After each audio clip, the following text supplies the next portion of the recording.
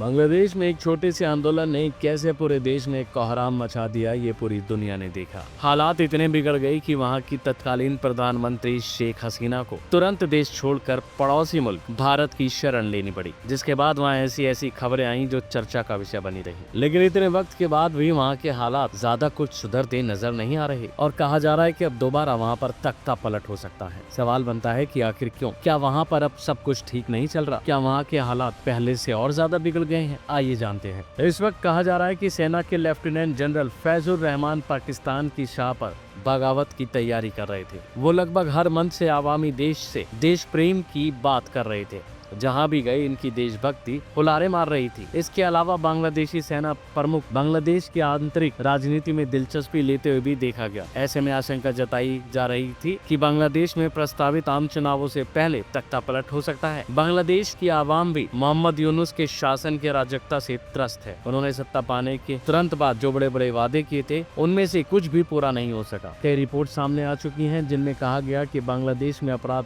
और बढ़ गया है, जिसके बाद बांग्लादेश में हालात अब फिर से बदलते नजर आ रहे हैं। बताया जा रहा है कि पाकिस्तान के करीबी माने जाने वाले और लेफ्टिनेंट जनरल फैजुर रहमान बांग्लादेश सेना प्रमुख वकार उजमान के खिलाफ बगावत करने वाले थे, लेकिन वो अपने इस मंसूबे में कामयाब नहीं हो पाए। इस मामले में उन्होंने मार्च के पहले हफ्ते में एक बैठक भी बुलाई थी, लेकिन इन अधिकारियों ने सेना प्रमुख के ऑफिस को इसकी जानकारी दे दी। रिपोर्ट के मुताबिक इस साल की शुरुआत में जनवरी के आसपास फैजुर रहमान ने जमात के नेताओं और पाकिस्तानी राजनयिकों से मीटिंग की थी। बांग्लादेश आर्मी चीफ को इनकी इन मीटिंग्स की जानकारी दे दी गई। इस कदम के बाद बांग्लादेश आर्मी चीफ ने लेफ्टिनेंट जनरल रहमान को बांग्लादेश की सेना खुफिया TGFI की निगरानी में रखा था। बता दें कि बांग्लादेश में इस समय बड़ी सियासी हलचल हो रही है। कुछ दिन पहले ही बांग्लादेश आर्मी चीफ ने सभी नेताओं को चेतावनी दी थी। सेना प्रमुख वकार उजमान ने नेताओं से आपस में नहीं उलझने की चेतावनी देते हुए कहा था कि इससे देश की संप्रभुता को खतरा हो सकता है। उन्होंने कहा था कि अगर लोग अपने मतभेदों को ना भुला पाए और एक दूसरे पर यूं ही आरोप लगाते रहे या फिर उन्होंने ऐसे आरोप लगाना बंद ना किया तो देश की संप्रभुता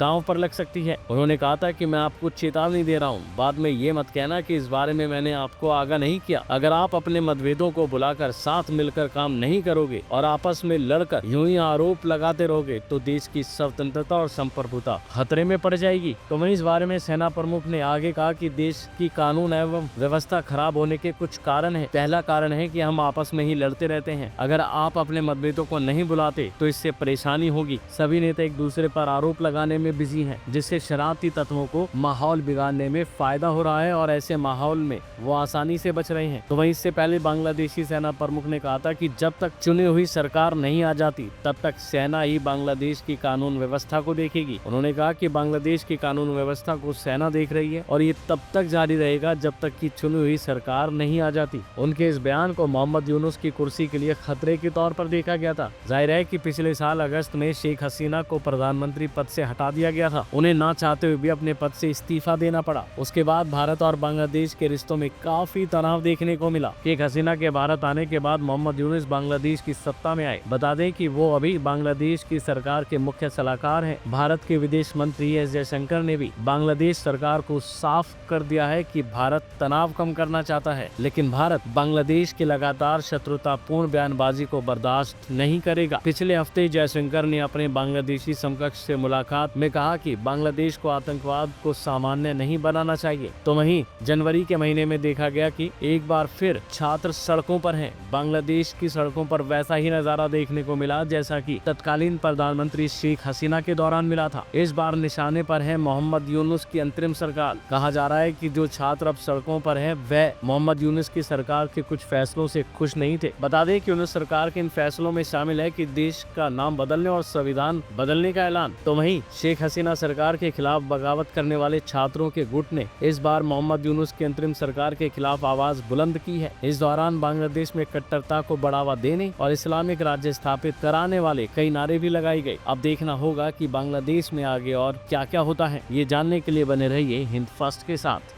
इस तरह की और वीडियोस देखने के लिए हमारे YouTube चैनल को सब्सक्राइब करें, बेल आइकन दबाना ना भूलें। यदि आप हमारा ये वीडियो Facebook पर देख रहे हैं तो पेज को लाइक और फॉलो जरूर करें।